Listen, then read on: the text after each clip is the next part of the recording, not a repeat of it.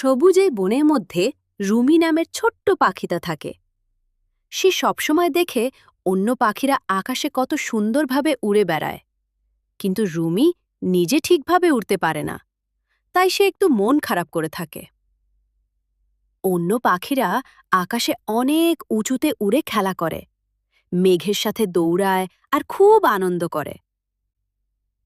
হঠাৎ করেই বনে খুব শক্তিশালী বাতাস শুরু হয়ে যায়। চারদিকে অন্ধকার হয়ে আসে, গাছগুলো দুলতে থাকে আর পাখিরা ভয় পেয়ে যায়। সবাই যখন দিশেহারা হয়ে পড়ে, তখন রুমি ভয় না পেয়ে সাহস করে উড়তে শুরু করে। ঝড়ের মধ্যে সে এক ছোট্ট পাখিকে খুঁজে পায়, যে বিপদে আটকে গেছে। রুমি তাকে সাহস দিয়ে ধীরে ধীরে নিরাপদ জায়গায় নিয়ে আসে। এরপর রুমি আরও অনেক পাখিকে পথ দেখিয়ে নিরাপদ